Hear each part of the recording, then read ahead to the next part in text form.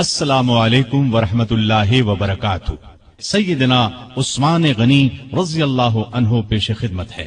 جی ہاں، اسلام کے تیسرے خلیفہ راشد سیدنا عثمان غنی کا دل آویز تذکرہ کہ جن کے علاوہ دنیا میں کوئی ایسا شخص نہیں ہوا جس کے نکاح میں کسی نبی کی 2 بیٹیاں آئی ہوں۔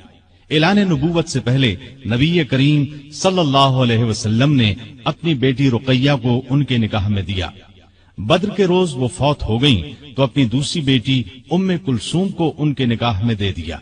آپ پہلے پہل ایمان لانے والوں یعنی السابقون الاولون میں شامل ہیں، عشرہ مبشرہ میں سے ہیں۔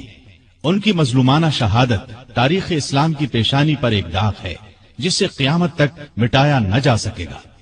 نبی کریم صلی اللہ علیہ وسلم نے ارشاد فرمایا، الہی میں عثمان سے راضی ہوں، تو بھی اس سے راضی ہو جا۔ عثمان کو آج کے بعد کوئی عمل نقصان نہیں دے گا۔ جماعت اصحاب روشن ستارے ہیں، آسمان پر موجود ستاروں کی روشنی کم و بیش ہے۔ یہی مثال صحابہ کرام رضی اللہ عنہم کی ہے، لیکن ہیں سبھی روشن۔ ان میں سب سے نمایاں، سب سے روشن اور سب سے تابناک بہرحال پہلے 4 صحابہ رضی اللہ عنہم ہی ہیں۔ یہی پہلے 4 اصحاب خلفائے راشدین ہیں۔ عشرہ مبشرہ میں بھی سب سے پہلے انہی کا نام ہے۔ اسلام کا دامن شہادتوں سے مالا مال ہے۔ اعلان نبوت کے بعد سے آج تک مسلمان اسلام کے لیے قربانیاں دیتے آئے ہیں۔ خود نبی پاک صلی اللہ علیہ وسلم کے دور میں بہت سے صحابہ شہادت سے سرفراز ہوئے۔ آج واقعہ کربلا کو شہادت کا سب سے بڑا واقعہ خیال کیا جاتا ہے۔ ایسا خیال کرنے والے سیدنا عثمان غنی رضی اللہ عنہ کی شہادت کے واقعے کو نظر انداز کر دیتے ہیں۔ سیدنا عثمان غنی رضی اللہ عنہ کی شہادت حد درجے مظلومانہ شہادت ہے۔ 40 دن تک فسادیوں نے ان کے گھر کو گھیرے رکھا۔ یہ سانحہ اس شخص کے ساتھ پیش آیا جسے نبی صلی اللہ علیہ وسلم نے دنیا میں جنتی ہونے کی بشارت سے نوازا۔ یکے بعد دیگرے اپنی 2 بیٹیاں ان کے نکاح میں دیں۔ اس کے علاوہ بھی جن کے فضائل بے شمار ہیں، وہ مسلمانوں کے تیسرے خلیفہ راشد تھے۔ اسلام کے لیے ان کی قربانیوں کی ایک طویل فہرست ہے، لیکن افسوس جب ہم تاریخ کے اوراق الٹتے ہیں تو ان کے صفحات پر اس جیسی ہستی کا بھی خون پھیلا نظر آتا ہے۔ سیدنا عثمان غنی رضی اللہ عنہ ہجری سال شروع ہونے سے 47 سال پہلے 576 عیسوی میں شہر مکہ میں پیدا ہوئے۔ ان کی پیدائش سے 6 سال پہلے ہمارے رسول کریم صلی اللہ علیہ وسلم دنیا میں تشریف لا چکے تھے۔ ماں باپ نے نام عثمان رکھا، اسی نام سے مشہور ہوئے۔ ابو عبداللہ اور ابو عمرو کنیتیں تھیں، لیکن کنیتیں مشہور نہیں ہوئی۔ مشہور لقب ذوالنورین ہے، اس کا مطلب ہے 2 نوروں والا۔ چونکہ نبی کریم صلی اللہ علیہ وسلم کی 2 صاحبزادیوں سے آپ کی شادی ہوئی، لہذا آپ کو یہ لقب ملا۔ دوسرا لقب غنی ہے، بہت مالدار تھے، لیکن اپنا مال دین کی خدمت اور نیکی کے کاموں میں بے تحاشا خرچ کرتے رہتے تھے، اسی لیے غنی مشہور ہوئے۔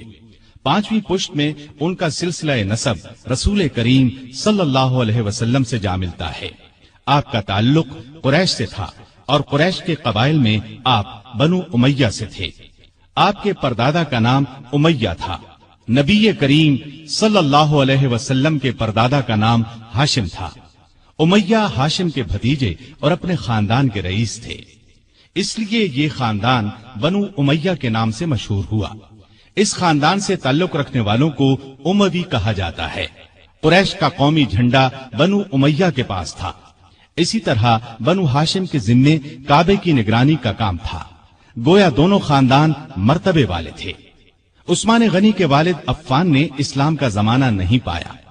رسول اکرم صلی اللہ علیہ وسلم نے جس زمانے میں نبوت کا اعلان فرمایا، عفان اس سے پہلے ہی فوت ہو چکے تھے۔ والدہ کا نام اروا تھا۔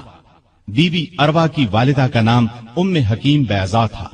یہ رسول کریم صلی اللہ علیہ وسلم کی پھوپھی یعنی آپ کے والد جناب عبداللہ کی سگی بہن تھیں۔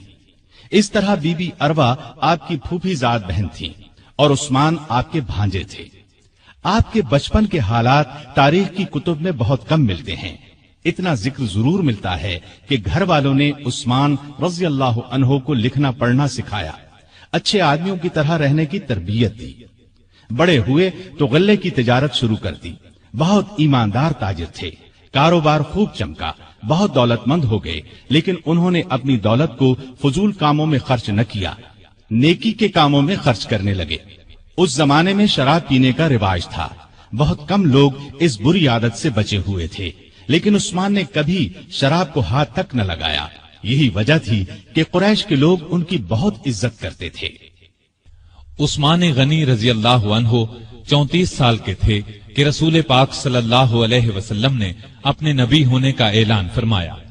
ابو بکر رضی اللہ عنہ نے ان کے سامنے بھی اسلام کی خوبیاں بیان کی اور ان کے درمیان دوستی بھی تھی۔ چنانچہ اسلام کی خوبیاں سن کر ان پر فوری اثر ہوا۔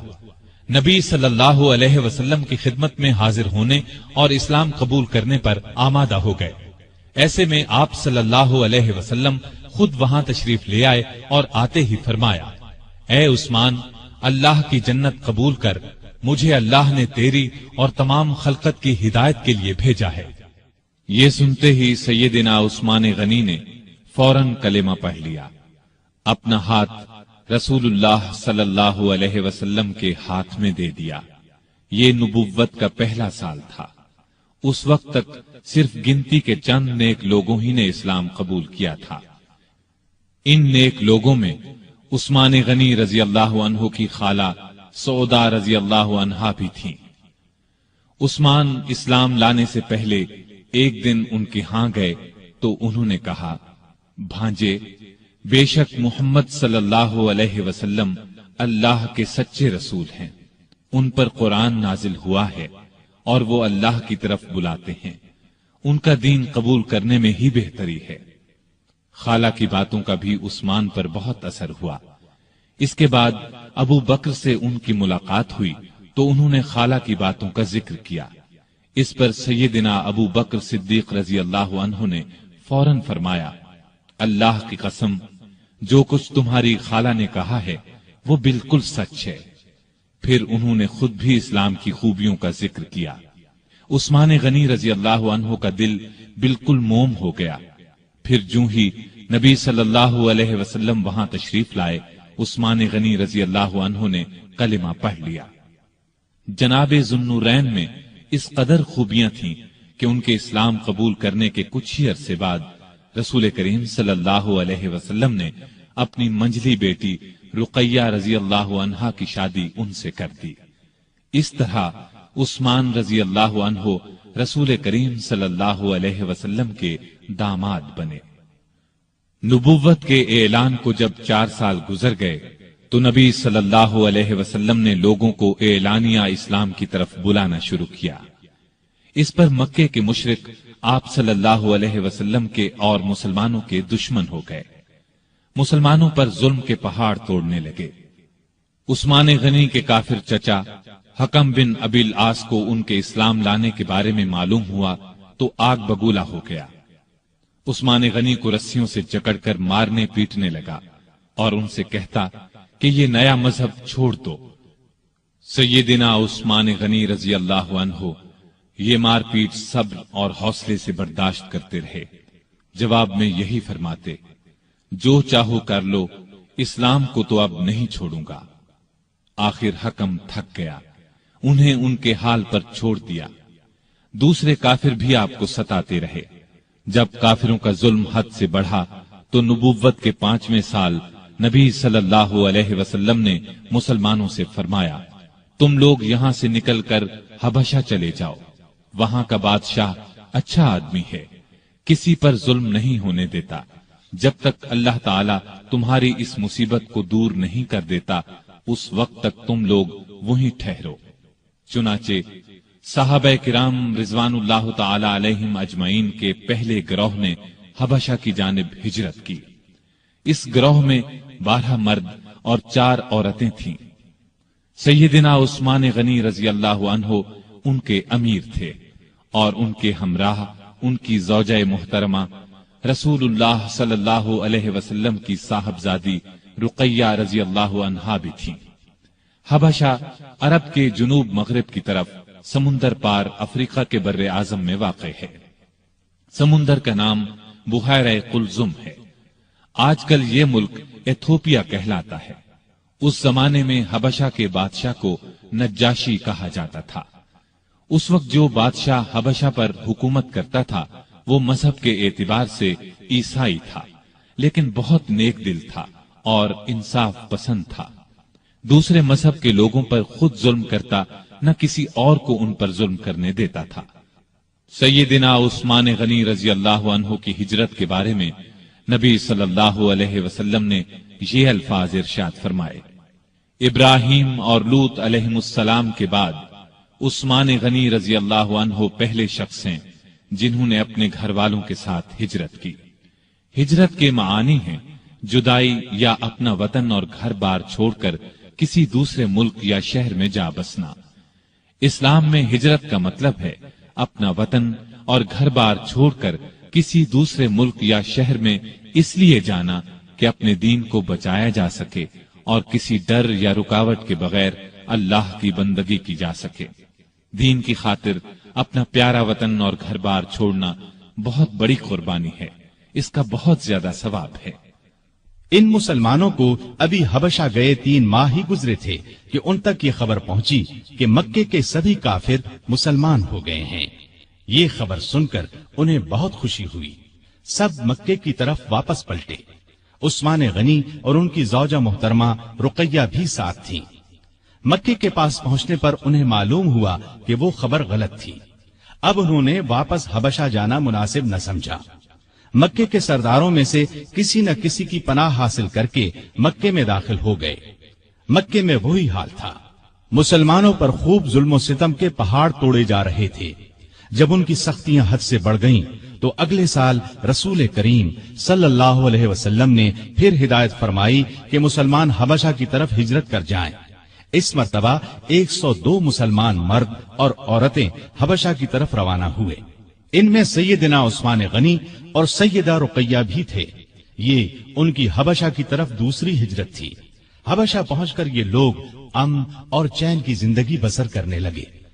قریش نے اپنے آدمی حبشہ بھیج کر کوشش کی کہ نجاشی ان لوگوں کو ان کے حوالے کر دے، لیکن اس نے ایسا کرنے سے انکار کر دیا۔ اس طرح یہ لوگ کئی سال وہاں رہے۔ نبی کریم صلی اللہ علیہ وسلم کے مدینے کی طرف ہجرت کرنے سے کچھ عرصہ قبل یہ پھر مکے پہنچے۔ نبوت کے 13ویں سال رسول پاک صلی اللہ علیہ وسلم نے مسلمانوں کو ہدایت کی کہ وہ ہجرت کر کے یثرب چلے جائیں۔ یثرب مکے کے شمال میں قریباً 421 کلومیٹر دور ایک بہت پرانا شہر تھا۔ وہاں کے رہنے والے بہت سے لوگ مسلمان ہو چکے تھے۔ انہوں نے نبی کریم صلی اللہ علیہ وسلم کو یثرب آنے کی دعوت دی اور یہ عزم ظاہر کیا کہ وہ مرتے دم تک آپ کی حفاظت اور مدد کریں گے۔ ان نیک لوگوں کو اسی لیے انصار یعنی مددگار کہا جاتا ہے۔ آپ نے ان کی دعوت قبول فرمائی، لیکن خود یثرب کی طرف روانہ ہونے سے پہلے آپ نے اپنے پیارے ساتھیوں کو مدینے کی طرف ہجرت کرنے کی دعوت دی۔ اس طرح آپ کی اجازت سے مسلمانوں نے ہجرت شروع کی اور سوائے چند ایک مسلمانوں کے سب مدینے پہنچ گئے۔ عثمان اور رقیہ نے بھی اس زمانے میں مدینے کی طرف ہجرت کی۔ اس تیسری ہجرت میں ان کے ساتھ ان کے بیٹے عبداللہ بھی تھے۔ یہ حبشہ میں پیدا ہوئے تھے۔ یثرب پہنچ کر اوس بن ثابت انصاری کے مہمان بنے۔ پھر نبی کریم صلی اللہ علیہ وسلم جناب ابو بکر صدیق رضی اللہ عنہ کے ساتھ ہجرت کر کے وہاں پہنچے اور یثرب کو مدینۃ النبی کہا جانے لگا، یعنی نبی کا شہر۔ اس کے بعد صرف مدینہ نام رہ گیا۔ مدینے میں مسلمانوں کو پانی کی سخت تکلیف تھی۔ سارے شہر میں صاف اور میٹھے پانی کا صرف ایک کنواں تھا۔ اس کا نام بئر روما تھا۔ کنویں کا مالک ایک یہودی تھا۔ وہ پیسے لیے بغیر اس کنویں سے پانی نہیں لینے دیتا تھا۔ عثمان نے یہ کنواں مسلمانوں کے لیے خریدنا چاہا۔ یہودی فروخت کرنے پر آمادہ نہ ہوا، बड़ी मुश्किल से 12,000 दिरहम में कुएं का आधा हिस्सा बेचने पर रजामंद हुआ। ये इस तरह तय हुआ कि एक दिन यहूदी की पानी लेने की बारी होगी, एक दिन सैयदना उस्मान की। जिस दिन सैयदना उस्मान की बारी होती थी, मुसलमान इतना पानी भरकर रख लेते थे कि 2 दिन के लिए काफी हो जाता था। जब उस यहूदी ने देखा कि अब उसे कुएं से कोई फायदा नहीं होता, तो उसने कुएं का बाकी निस्फ हिस्सा भी फरोख्त कर दिया। ये हिस्सा भी सैयदना उस्मान ने खरीद लिया और सारा कुआं मुसलमानों के लिए वक्फ कर दिया। अब कोई रोक टोक न रही, मुसलमान जिस वक्त चाहते पानी ले सकते थे। आपने ये कुआं मुसलमानों के लिए 20,000 दिरहम में खरीदा। भाईचारा कराते वक्त नबी करीम सल्लल्लाहु अलैहि वसल्लम ने औस बिन साबित अंसारी को आपका भाई बनाया। हिजरत के बाद आप इन्हीं के हां उतरे थे। ऊंचे रुतबे के सहाबी थे। उहुद की लड़ाई में शहादत पाई। इब्तिदा में मस्जिद नबवी बहुत छोटी सी थी। मुसलमानों की तादाद में इजाफा हुआ तो नबी करीम सल्लल्लाहु अलैहि वसल्लम ने इरादा फरमाया 7 वाली जमीन मस्जिद के लिए खरीद ली जाए। आपने ऐलान फरमाया कि कोई है जो इस जमीन को खरीद कर मस्जिद में शामिल कर दे और बदले में जन्नत ले ले। इस पर सैयदना उस्मान फौरन आगे बढ़े, 10,000 दिरहम में जमीन खरीद कर मस्जिद के लिए पेश कर दी। हिजरत के दूसरे साल रमजान में बद्र की लड़ाई पेश आई। उस वक्त नबी सल्लल्लाहु अलैहि वसल्लम की प्यारी बेटी और उस्मान की ज़ौजा मुहतरमा सैयदा रुक़ैया रज़ी अल्लाहु अन्हा सख्त बीमार थीं। आप सल्लल्लाहु अलैहि वसल्लम ने उनकी देखभाल के लिए उस्मान रज़ी अल्लाहु अन्हु को मदीने में छोड़ा और उनसे फरमाया, तुम्हें उस शख्स के बराबर सवाब मिलेगा जो लड़ाई में शरीक होगा। तुम यहां रहकर रुक़ैया की तीमारदारी करो। आप सल्लल्लाहु अलैहि वसल्लम ने अपने एक और करीबी सहाबी उसामा बिन ज़ैद रज़ी अल्लाहु अन्हु को भी मदीने में छोड़ा ताकि वो तीमारदारी के सिलसिले में उस्मान रज़ी अल्लाहु अन्हु की मदद करें। जिस रोज बद्र का मारका हुआ और मुसलमानों को फतह नसीब हुई, उसी रोज मदीने में सैयदा रुक़ैया रज़ी अल्लाहु अन्हा का इंतकाल हुआ। सैयदना उस्मान गनी रज़ी अल्लाहु अन्हु को सैयदा रुक़ैया रज़ी अल्लाहु अन्हा की वफात से बहुत सदमा पहुंचा। नबी करीम सल्लल्लाहु अलैहि वसल्लम बद्र से वापस तशरीफ लाए। बेटी के इंतकाल की इत्तिला मिली। बहुत सदमा महसूस हुआ। आंखों से आंसू जारी हो गए। रुक़ैया रज़ी अल्लाहु अन्हा की कब्र पर तशरीफ ले गए। उस्मान गनी रज़ी अल्लाहु अन्हु को तसल्ली दी। माले गनीमत में से एक मुजाहिद के बराबर उन्हें हिस्सा दिया और फरमाया, तुम्हारा सवाब भी किसी दूसरे से कम नहीं है। सैयदा रुक़ैया रज़ी अल्लाहु अन्हा की वफात के बाद सैयदना उस्मान गनी रज़ी अल्लाहु अन्हु बहुत गमगीन रहने लगे। कहा करते थे, अफसोस, रसूलुल्लाह सल्लल्लाहु अलैहि वसल्लम से मेरा रिश्ता टूट गया। आप सल्लल्लाहु अलैहि वसल्लम ने उनकी ये हालत देखी तो अपनी दूसरी बेटी सैयदा उम्मे कुलसूम रज़ी अल्लाहु अन्हा का निकाह उनसे कर दिया। ये निकाह हिजरत के तीसरे साल रबीउल अव्वल के महीने में हुआ। इसके 2 महीने बाद उम्मे कुलसूम रज़ी अल्लाहु अन्हा की रुखसती हुई। हिजरत के तीसरे साल शव्वाल के महीने में ग़ज़वा उहुद पेश आया। इस लड़ाई में सैयदना उस्मान गनी रज़ी अल्लाहु अन्हु ने शिरकत की। दूसरे मुसलमानों की तरह बहादुरी से लड़े। दर्रे पर मुकर्रर 50 सवार जब इस दर्रे से हट गए और काफिरों ने उस तरफ से अचानक हमला किया तो मुसलमानों के पांव उखड़ गए। उस वक्त आप सल्लल्लाहु अलैहि वसल्लम की शहादत की खबर फैली तो हजरत उस्मान गनी रज़ी अल्लाहु अन्हु सदमे से निढाल होकर अपनी जगह खड़े के खड़े रह गए। फिर जब मुसलमानों ने नबी करीम सल्लल्लाहु अलैहि वसल्लम को देख लिया, तब सब लोग आप सल्लल्लाहु अलैहि वसल्लम की तरफ दौड़े। सैयदना उस्मान गनी रज़ी अल्लाहु अन्हु भी उनमें शामिल थे। ग़ज़वा खंदक में भी आप रज़ी अल्लाहु अन्हु ने भरपूर हिस्सा लिया। फिर खंदक की हिफाजत के लिए जिन सहाबा को मामूर किया गया, उनमें सैयदना उस्मान गनी रज़ी अल्लाहु अन्हु भी शामिल थे।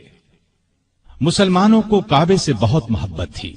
जब से हिजरत करके आए थे, काबे की जियारत नहीं कर सके थे। ہجرت کے چھٹے سال ذیقعد کے مہینے میں رسول اللہ صلی اللہ علیہ وسلم 1400 صحابہ کو ساتھ لے کر مکے کی طرف روانہ ہوئے۔ ان میں سیدنا عثمان بھی شامل تھے۔ آپ کا ارادہ عمرہ کرنے کا تھا۔ مکے میں قریش کو خبر ہوئی کہ مسلمان مکے کی طرف آ رہے ہیں تو انہوں نے اعلان کر دیا کہ ہم مسلمانوں کو مکے میں داخل نہیں ہونے دیں گے۔ ان کے بہت سے نوجوان مسلمانوں کا راستہ روکنے کے لیے نکل پڑے۔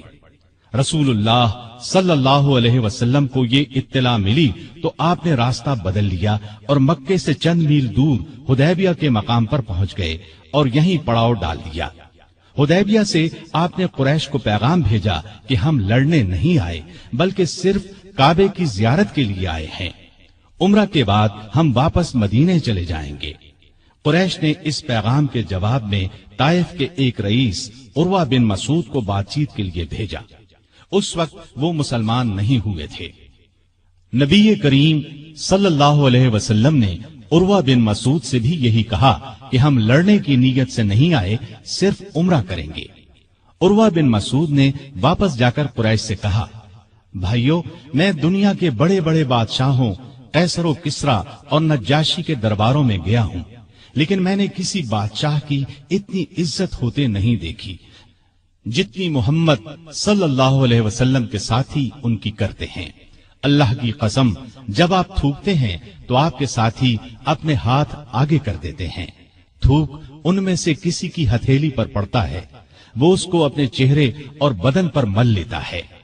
جب وہ کوئی حکم دیتے ہیں تو سب اس کی تعمیل کے لیے دوڑ پڑتے ہیں۔ جب آپ وضو کرتے ہیں تو اس وضو کے پانی کے حصول کے لیے یوں محسوس ہوتا ہے جیسے لڑ پڑیں گے۔ آپ کے ہاں جب کوئی بات کرتے ہیں تو بالکل آہستہ اور پست آواز میں۔ آپ کی عظمت کے پیش نظر آپ کی طرف نظر اٹھا کر نہیں دیکھتے۔ میرے خیال میں تو بہتر یہی ہے کہ تم مسلمانوں سے صلح کر لو۔ قریش نے ان کی بات نہ مانی۔ نبی کریم صلی اللہ علیہ وسلم نے پھر ان کے پاس ایک قاصد کو بھیجا۔ قریش نے ان کے ساتھ بدسلوکی کی۔ اب آپ نے عثمان غنی کو بھیجا اور قریش کو پیغام دیا کہ ہم جنگ کے لیے نہیں آئے بلکہ کعبے کی زیارت کے لیے قربانی کے جانور ساتھ لے کر آئے ہیں۔ طواف اور قربانی کر کے ہم واپس چلے جائیں گے۔ سیدنا عثمان سے ان کے قریبی تعلقات تھے، اس پر انہوں نے کہا، آپ عمرہ کر لیں، ہم دوسرے مسلمانوں کو مکے میں داخل نہیں ہونے دیں گے۔ سیدنا عثمان نے جواب دیا، میں رسول اللہ صلی اللہ علیہ وسلم اور دوسرے مسلمانوں کے بغیر عمرہ نہیں کروں گا۔ اس پر کافروں نے انہیں مکے میں روک لیا۔ ادھر یہ خبر پھیل گئی کہ عثمان رضی اللہ عنہ کو شہید کر دیا گیا ہے۔ سیدنا عثمان رضی اللہ عنہ کے واپس نہ آنے کی وجہ سے مسلمانوں کو بھی اس خبر پر یقین ہو گیا۔ انہیں شدید صدمہ ہوا، غصہ بھی بہت آیا۔ وہ سب کافروں سے بدلہ لینے کے لیے بے چین ہو گئے۔ حالت اس وقت یہ تھی کہ مسلمان صرف 1400 تھے، لڑائی کا سامان پاس نہیں تھا، ان کے پاس صرف تلواریں تھیں۔ دوسری طرف دشمن پوری تیاری کے ساتھ ان پر حملہ کر سکتا تھا۔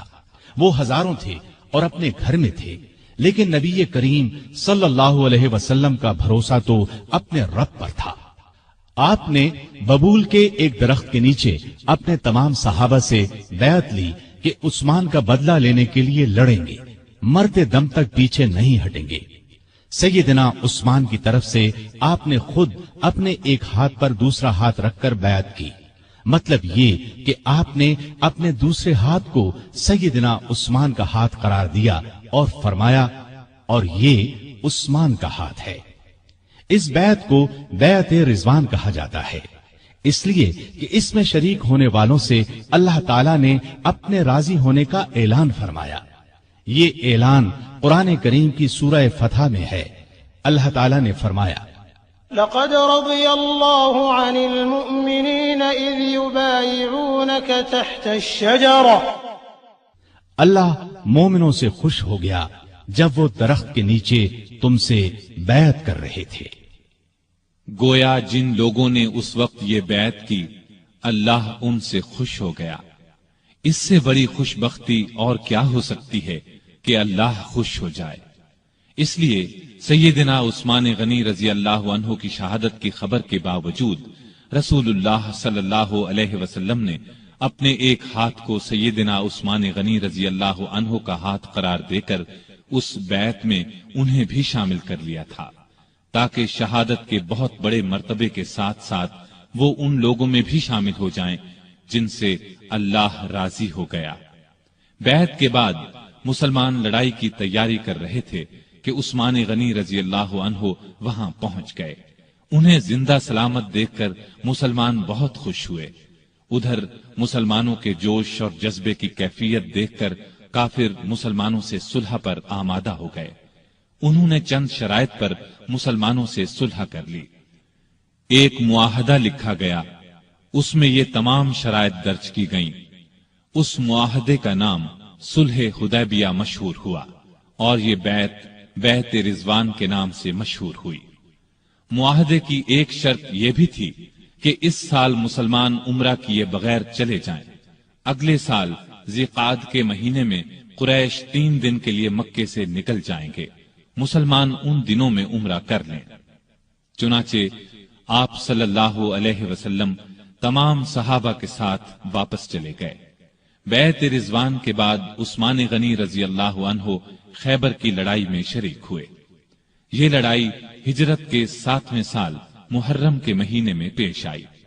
فتح کے بعد رسول اللہ صلی اللہ علیہ وسلم نے سیدنا عثمان غنی رضی اللہ عنہ کو خیبر میں زمین کا ایک حصہ عنایت فرمایا۔ ہجرت کے 8ویں سال نبی کریم صلی اللہ علیہ وسلم 10,000 صحابہ کے ساتھ مکے کی طرف روانہ ہوئے۔ ان میں سیدنا عثمان غنی بھی شامل تھے۔ مکے کی فتح کے بعد حنین کی لڑائی میں بھی عثمان غنی رضی اللہ عنہ نے شرکت کی۔ اس کے بعد تبوک کی لڑائی کا واقعہ پیش آیا۔ روم کا بادشاہ مدینے پر حملہ کرنا چاہتا تھا۔ نبی کریم صلی اللہ علیہ وسلم نے آگے بڑھ کر اس کا مقابلہ کرنے کا ارادہ فرمایا۔ آپ صلی اللہ علیہ وسلم نے ارد گرد سے بھی مدد کے لیے مسلمانوں کو بلا لیا۔ اس طرح ایک بڑا لشکر جمع ہو گیا۔ اتنے بڑے لشکر کے لیے خوراک، ساز و سامان، ہتھیاروں اور سواریوں کا انتظام ایک مسئلہ تھا۔ اس لیے نبی کریم صلی اللہ علیہ وسلم نے مسلمانوں سے دل کھول کر چندہ دینے کا اعلان کیا اور فرمایا کہ ایسا کرنے والوں کے لیے جنت ہے۔ مسلمانوں نے اس موقع پر ایک دوسرے سے بڑھ چڑھ کر حصہ لیا۔ سیدنا ابو بکر رضی اللہ عنہ گھر کا سارا سامان لے آئے۔ سیدنا عمر فاروق رضی اللہ عنہ گھر کا نصف سامان لے آئے۔ عبد الرحمن بن عوف رضی اللہ عنہ نے 40,000 درہم دیے۔ باقی صحابہ نے بھی جتنا زیادہ سے زیادہ ممکن تھا روپیہ اور سامان دیا۔ عورتوں نے اپنے زیور اتار کر ڈھیر کر دیے۔ اس روز سیدنا عثمان غنی رضی اللہ عنہ نے تو حد ہی کر دی۔ ہوا یہ کہ عثمان غنی رضی اللہ عنہ نے ملک شام کے لیے ایک قافلہ تیار کیا تھا جس میں پالان اور کجاوے سمیت 200 اونٹ تھے۔ تقریباً 30 کلو کے قریب چاندی تھی۔ آپ نے یہ سب صدقہ کر دیا۔ اس کے بعد پھر 100 اونٹ پالان اور کجاوے سمیت صدقہ کیا۔ اس کے بعد 1000 دینار جو تقریباً 5.5 کلو سونے کے برابر ہے نقد لے کر آئے اور انہیں نبی کریم صلی اللہ علیہ وسلم کی آغوش مبارک میں بکھیر دیا۔ رسول اللہ صلی اللہ علیہ وسلم انہیں الٹتے پلٹتے جاتے تھے اور فرماتے جاتے تھے، آج کے بعد عثمان جو بھی کریں انہیں ضرر نہ ہوگا۔ اس کے بعد سیدنا عثمان غنی رضی اللہ عنہ نے پھر صدقہ کیا اور صدقہ کیا، یہاں تک کہ ان کے صدقے کی مقدار نقدی کے علاوہ 900 اونٹ اور 100 گھوڑوں تک جا پہنچی۔ غزوہ تبوک کے سفر کے موقع پر بھی عثمان رضی اللہ عنہ ساتھ تھے۔ واپسی پر ام کلثوم رضی اللہ عنہا چند دن بیمار رہ کر وفات پا گئیں۔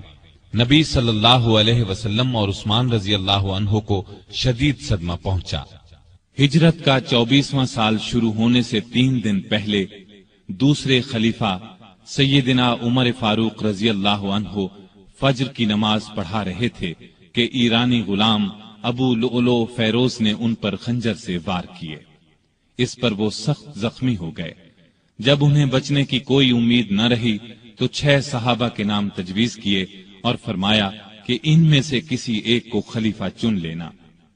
ان 6 صحابہ کے نام یہ ہیں: عثمان، علی، طلحہ، زبیر، عبد الرحمن بن عوف اور سعد بن ابی وقاص رضی اللہ عنہم۔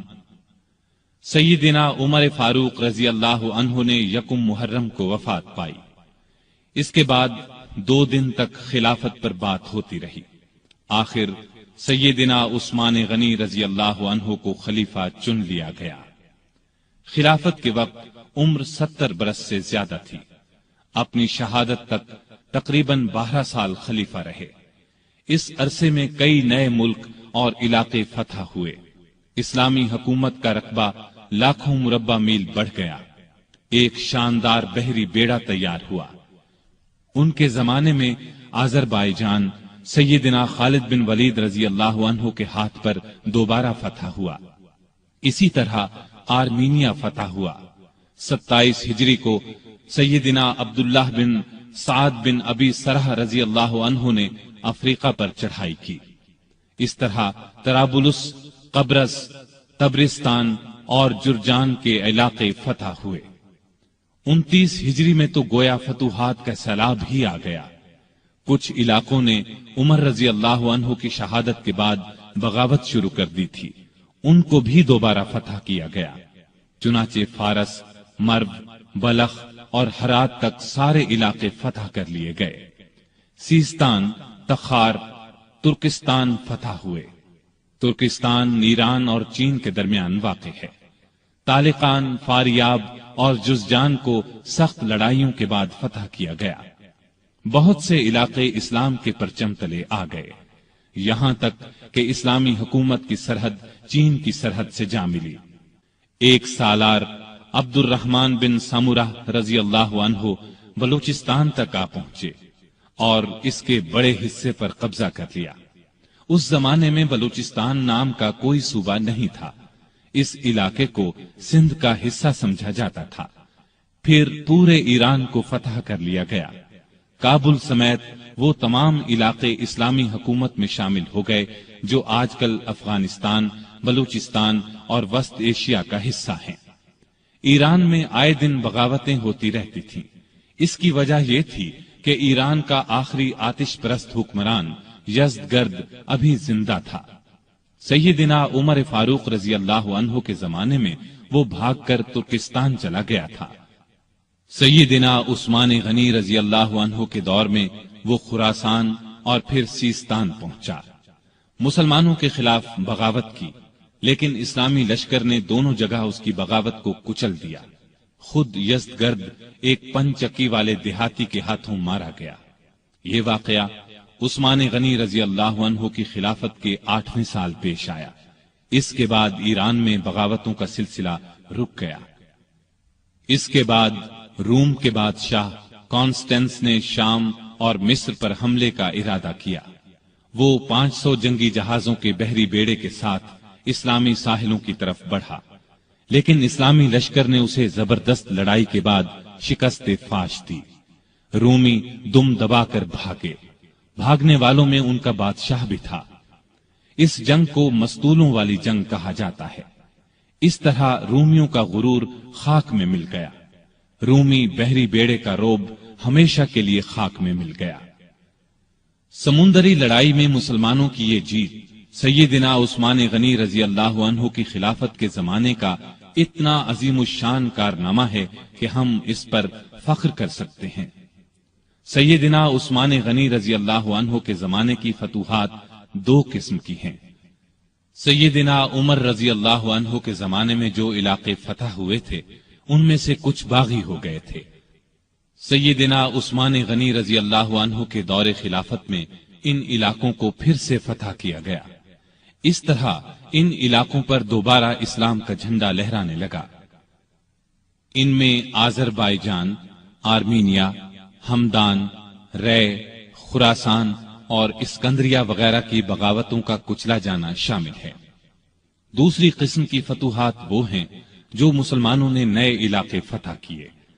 ان میں افریقہ یعنی طرابلس، مراکش، الجزائر، تیونس کے علاقے، نیز ان کے علاوہ قبرص، طبرستان، جرجان، افغانستان، ترکستان اور قفقاز وغیرہ فتح ہوئے۔ قفقاز کو کوہ قاف بھی کہا جاتا ہے۔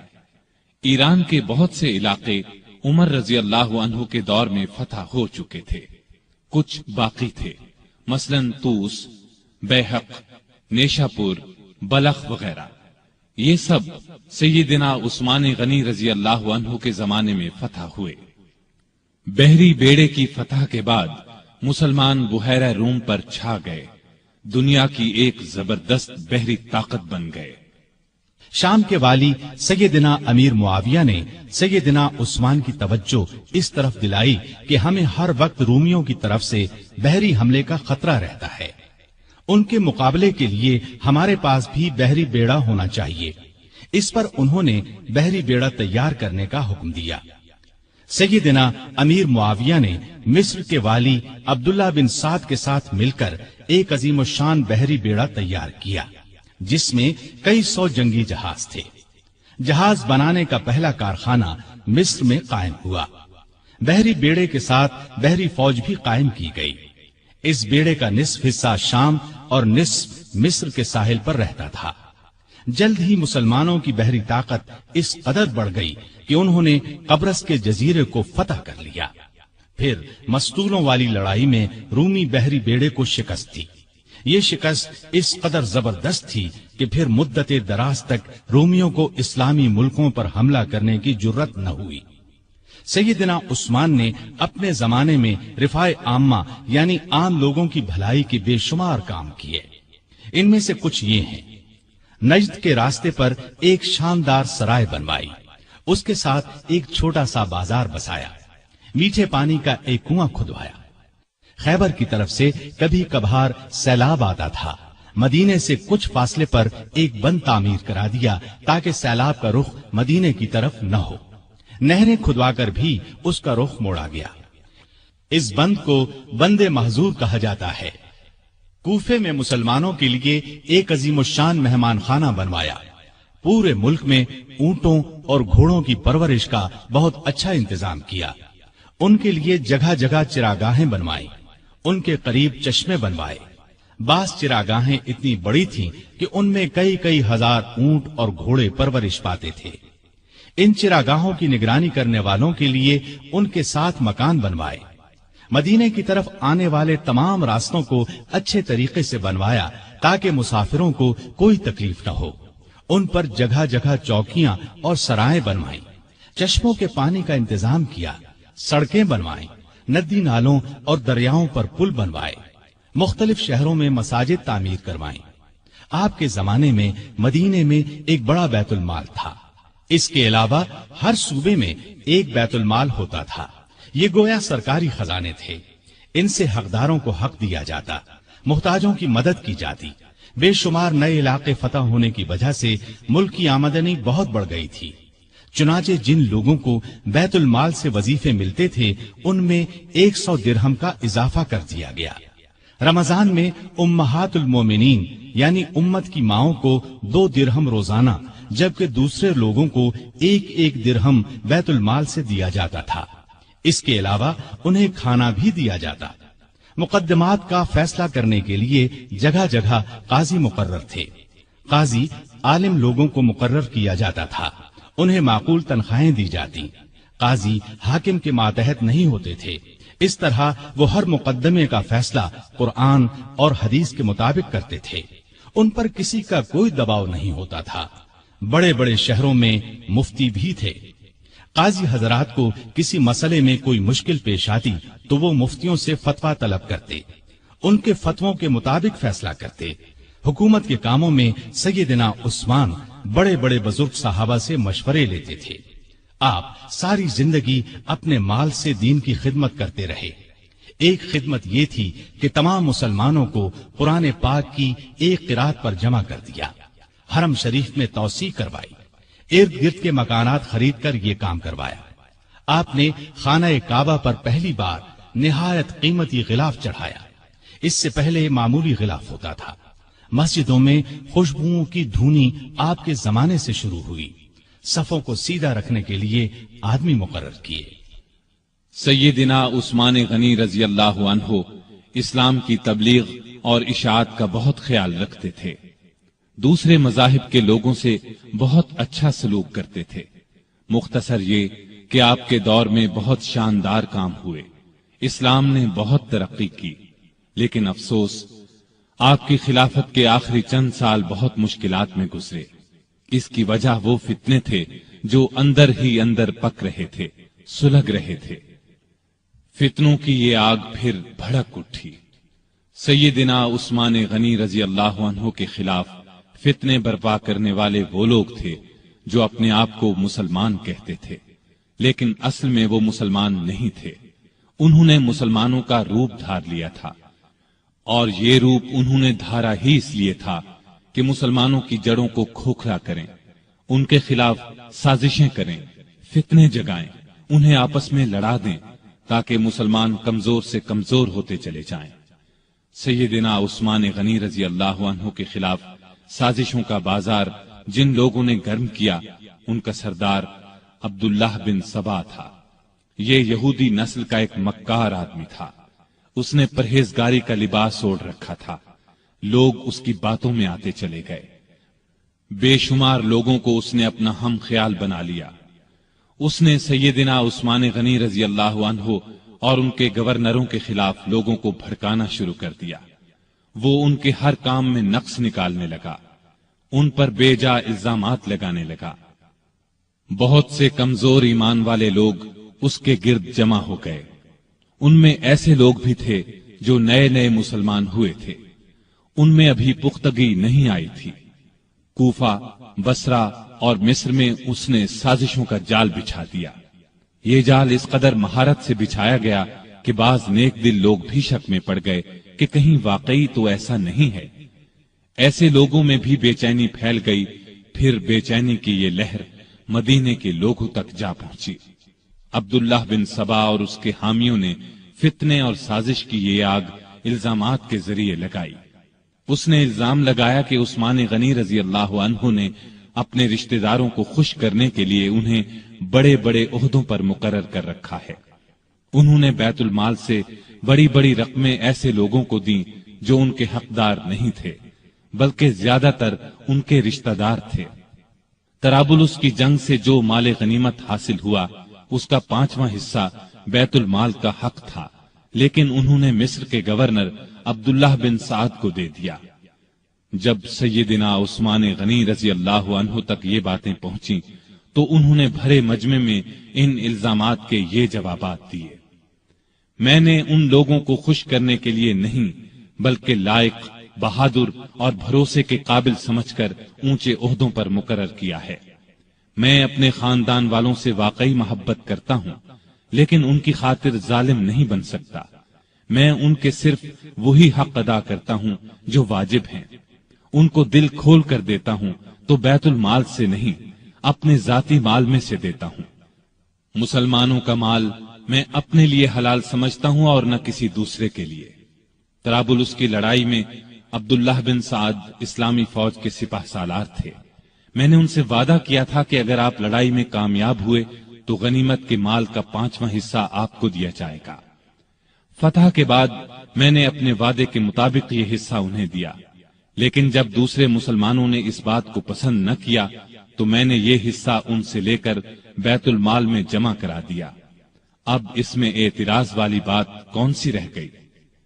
اس کے علاوہ ان پر ایک چراہ گاہ کے بارے میں بھی الزام تھا۔ یہ چراہ گاہ مدینے کے قریب بنائی گئی تھی۔ سیدنا عثمان غنی رضی اللہ عنہ نے اس کو حکومت کی ملکیت قرار دیا، عام لوگوں کو اس سے فائدہ اٹھانے سے روک دیا۔ اس الزام کے جواب میں انہوں نے یہ کہا کہ اس چراہ گاہ کو مجھ سے پہلے ہی سرکاری بنا دیا گیا تھا تاکہ سرکاری گھوڑے اور اونٹ وہاں چر سکیں۔ میں نے اس میں عام لوگوں کو مویشی چرانے سے نہیں روکا۔ میرے پاس تو صرف 2 اونٹ ہیں جو میں نے حج کے لیے رکھ چھوڑے ہیں۔ خلافت سے پہلے میں سب سے زیادہ اونٹوں اور بکریوں کا مالک تھا۔ اب ان 2 اونٹوں کے سوا میرے پاس کوئی جانور نہیں ہے، یعنی میں اس چراگاہ میں اپنے مویشی نہیں چراتا۔ ان کے علاوہ سیدنا عثمان پر اور بھی ایسے الزامات لگائے گئے تھے جن کی سرے سے کوئی حقیقت ہی نہیں تھی۔ بعض باتوں کا بتنگڑ بنا دیا گیا تھا۔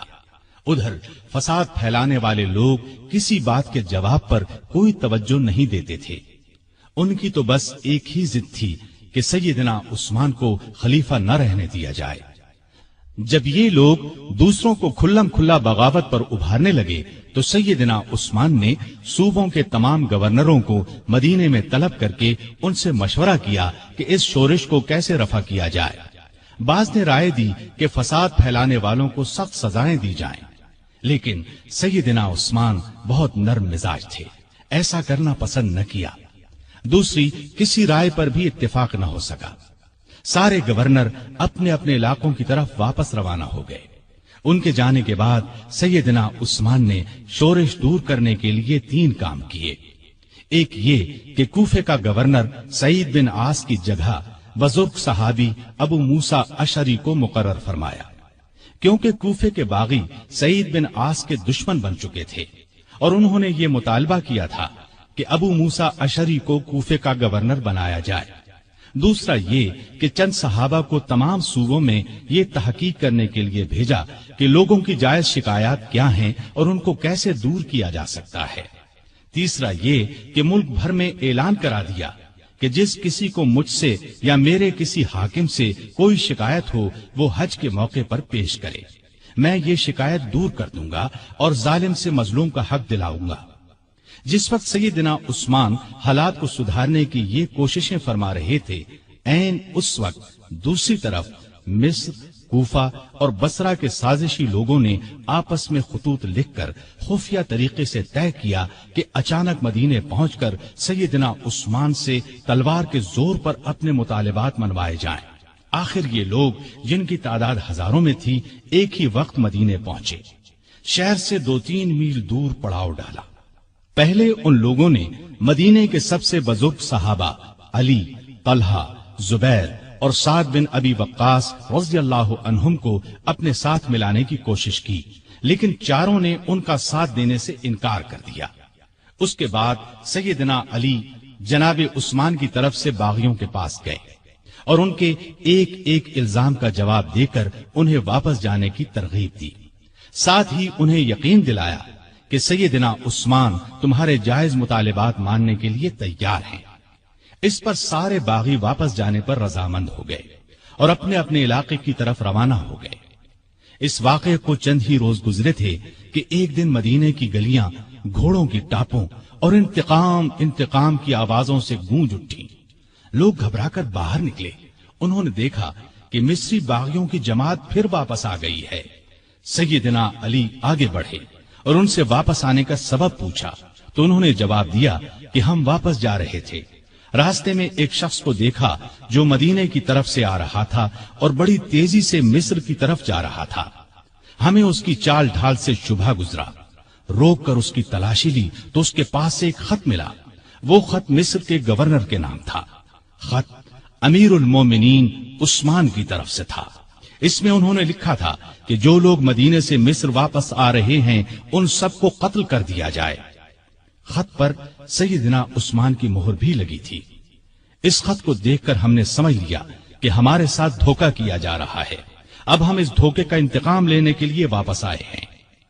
جب یہ معاملہ سیدنا عثمان غنی رضی اللہ عنہ کے سامنے رکھا گیا تو وہ بہت حیران ہوئے اور قسم کھا کر کہا، نہ میں نے یہ خط لکھا نہ کسی سے لکھوایا۔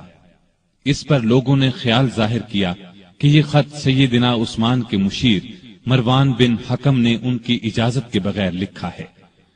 ادھر باغی تو فساد پر تلے ہوئے تھے۔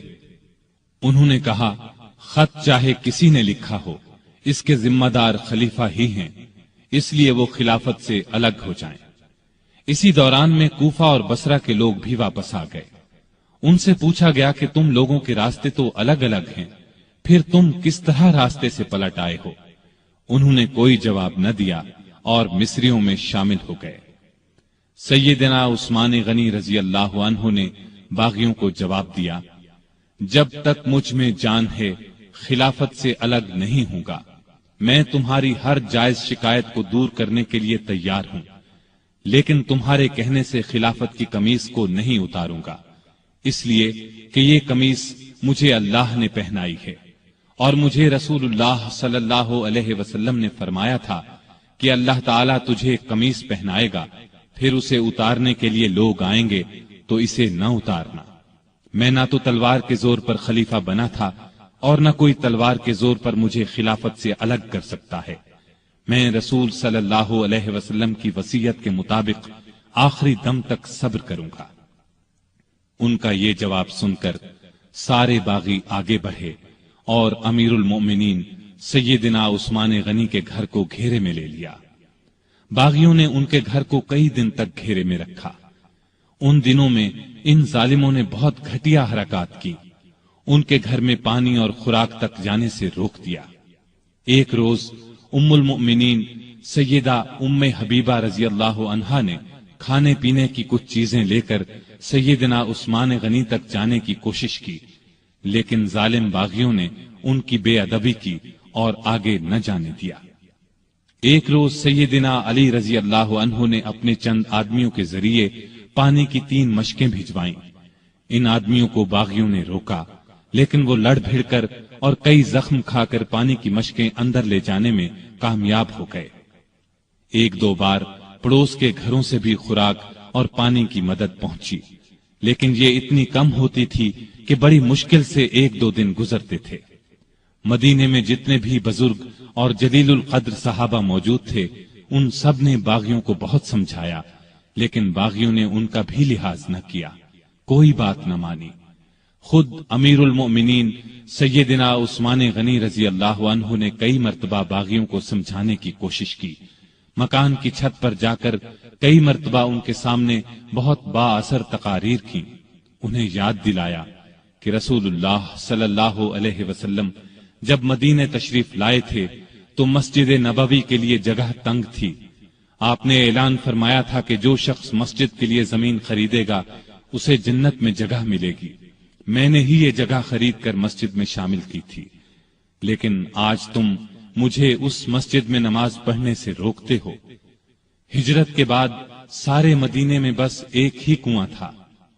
رسول اللہ صلی اللہ علیہ وسلم نے اعلان فرمایا تھا کہ جو شخص اس کنویں کو خرید کر مسلمانوں کے لیے پانی عام کرے گا اس کے لیے جنت ہے۔ کیا تمہیں علم نہیں ہے کہ میں نے ہی یہ کنواں خرید کر مسلمانوں کے حوالے کیا تھا، لیکن آج تم نے مجھ پر اس کا پانی بند کر دیا ہے۔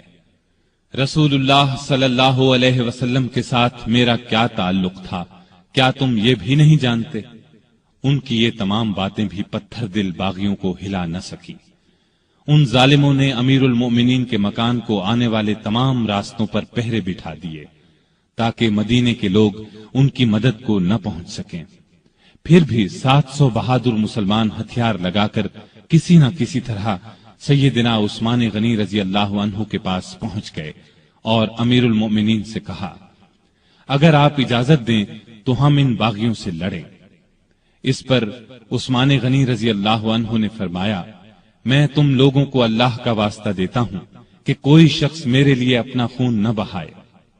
اس پر چند نوجوانوں کے سوا نہ چاہتے ہوئے بھی باقی لوگ واپس چلے گئے۔ سیدنا عثمان غنی رضی اللہ عنہ نے یہ بھی پسند نہ فرمایا کہ رسول اللہ صلی اللہ علیہ وسلم کے شہر کو چھوڑ کر کسی دوسرے شہر چلے جائیں۔ وہ تمام مصیبتیں صبر اور شکر سے برداشت کرتے رہے، لیکن گوارا نہ کیا کہ لوگ ان کی خاطر ایک دوسرے کا خون بہائیں۔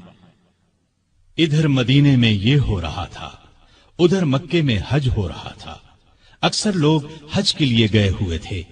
باغی بھی یہ سوچ رہے تھے کہ حج کے بعد لوگ مدینے کا رخ کریں گے اور موقع ہاتھ سے نکل جائے گا، چنانچہ وہ سیدنا عثمان کے قتل کا مشورہ کرنے لگے۔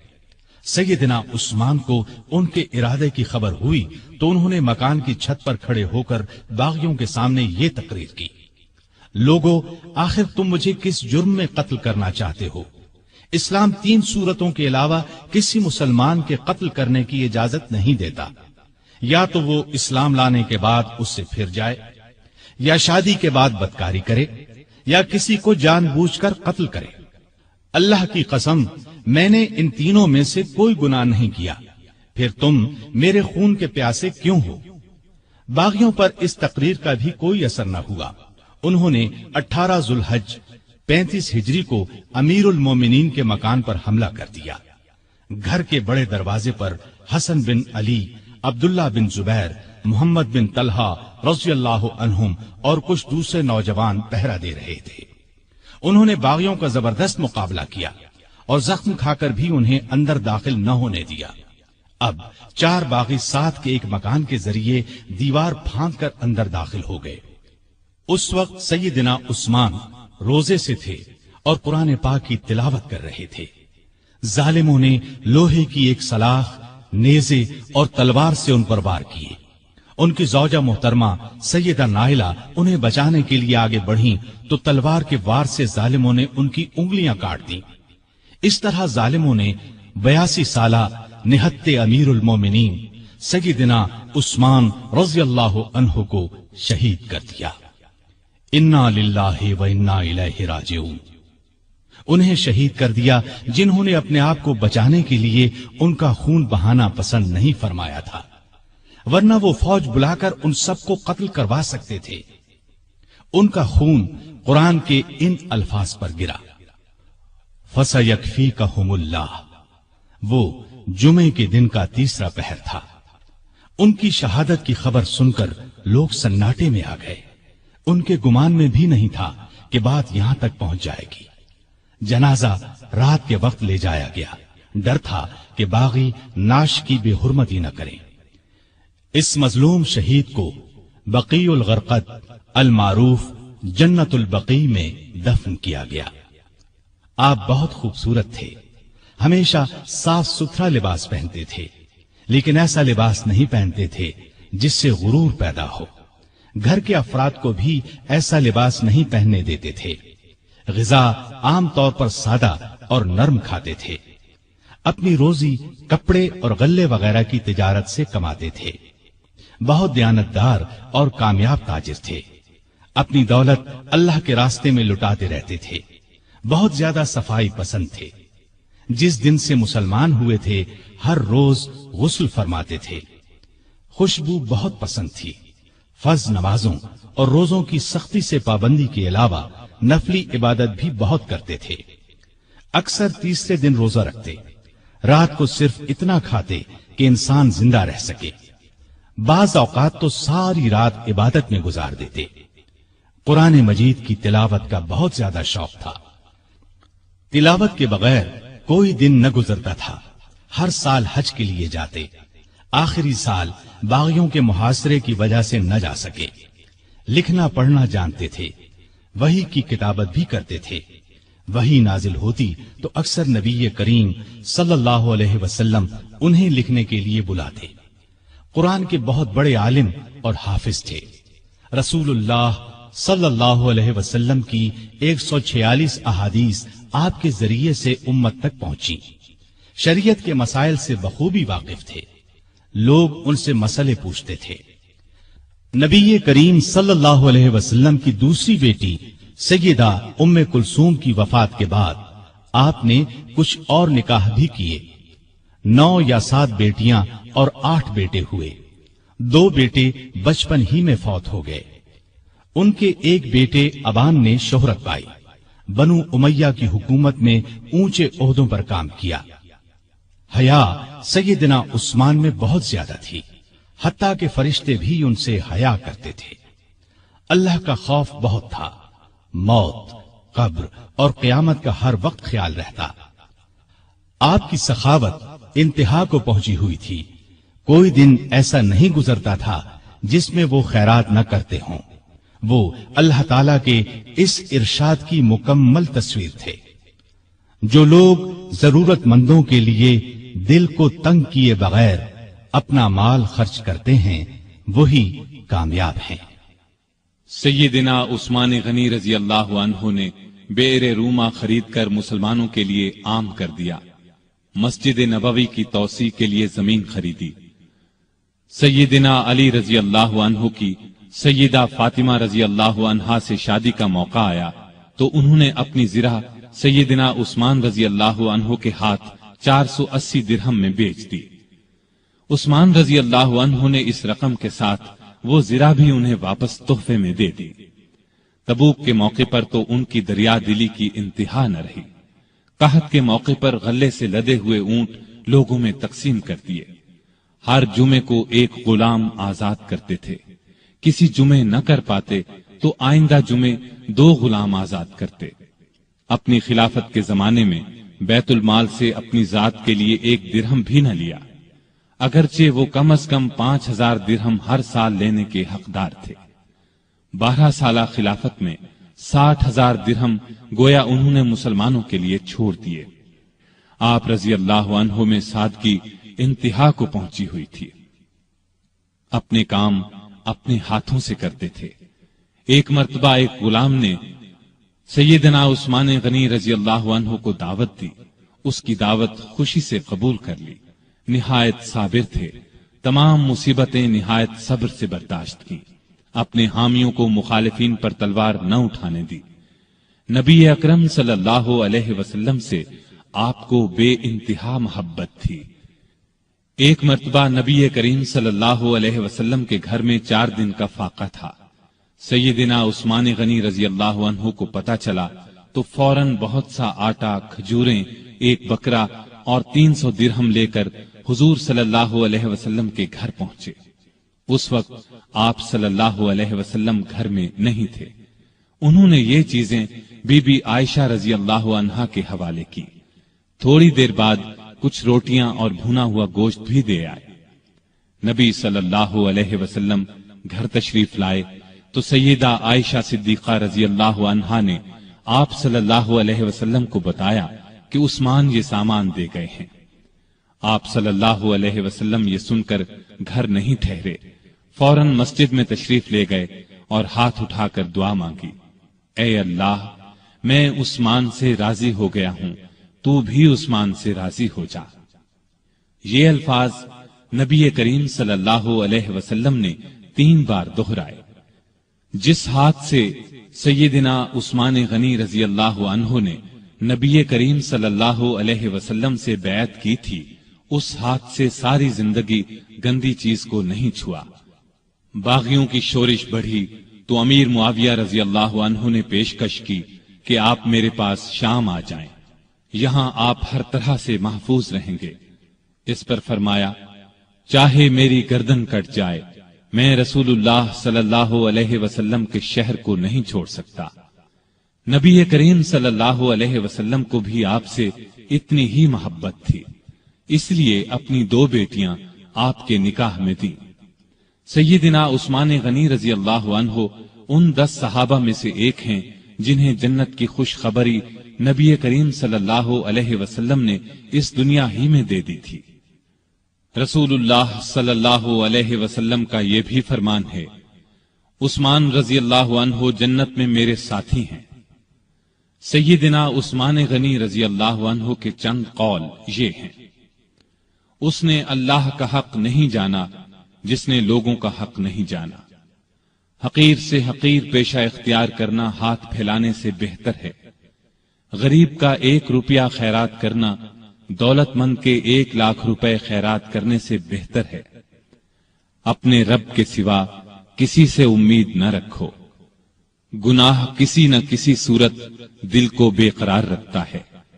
سب سے برا آدمی وہ ہے جو لوگوں کی برائیاں بیان کرتا پھرے۔ اللہ تعالی سیدنا عثمان غنی رضی اللہ عنہ پر رحمتیں نازل فرمائے، آمین۔